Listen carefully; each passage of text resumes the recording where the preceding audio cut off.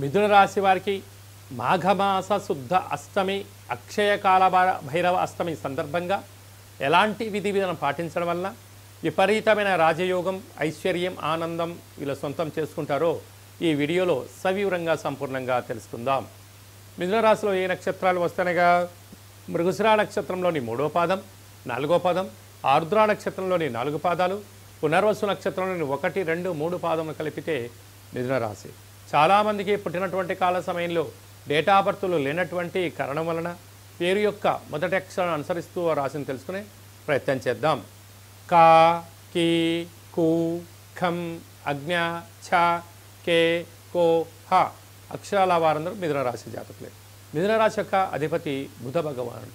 వీరికి రాశిలోనే కుజుడు సంచారం చేయడం వలన, కుజదోష ప్రభావం కారణం వలన యంత్రాలతో, ఆయుధాలతో, పై అధికారులతో, సహ ఉద్యోగస్తులతో, కింది స్థాయి ఉద్యోగస్తులతో గౌరవాన్ని ఇచ్చి పుచ్చుకోండి.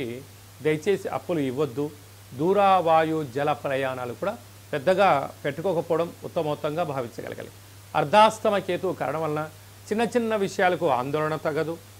దూర ప్రయాణాలు చేసేటప్పుడైనా ఇంకొక ప్రణాళిక రచించేటప్పుడు మీ వ్యక్తిగతంగా అది ఓకే అనుకున్నప్పుడు మాత్రమే మీ మనసు చెప్పిన మాట మీరు వినండి.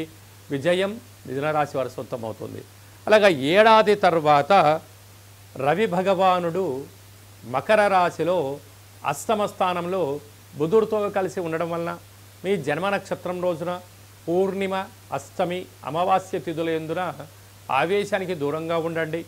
వివాదాలకు దూరంగా ఉండండి. క్రయ విక్రయాలకు కూడా దూరంగా ఉండండి. నీటి ప్రయాణాలు పెట్టుకోవద్దు. వాయు ప్రయాణాలు కూడా పెట్టుకోవద్దు. వీలైనంత వరకు మౌనం, ధ్యానం, ఏకాగ్రత అనేటువంటి కార్యక్రమాన్ని ఆచరింప చేయడం వలన మిథున రాశి వారికి విపరీతమైన రాజయోగం, మనశ్శాంతి, ఆనందం మీ సొంతం కాబోతుంది. భాగ్యస్థానంలో శని భగవాను ఉండడం వలన ప్రేమికులకు చాలా మంచి కాలం.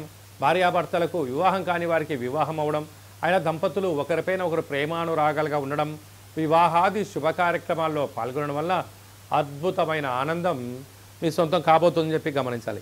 రాజ్యస్థానంలో శుక్రరాహుల కలయిక కష్టపడి పనిచేయడం వల్ల, ధర్మ మార్గంగా ఉండడం వల్ల, ఆధ్యాత్మికంగా ఉండడం వల్ల ప్రమోషన్స్, మీరు ఏ ప్రాంతానికి అయితే ట్రాన్స్ఫర్ అనుకుంటారో ట్రాన్స్ఫర్ అవ్వడం, విదేశాలకు వెళ్ళాలని మీ కోరిక నెరవేరుతుంది.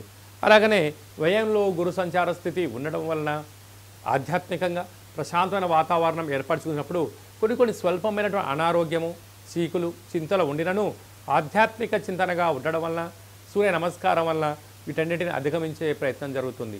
ఇన్ని వేల వీడియోల్లో ఈ వీడియో మీరు చూస్తున్నారు అన్నట్లయితే కాళభైరవ స్వామి ఆశీస్సులు మీ పైన ఉంది అని చెప్పి కూడా గమనించాలి.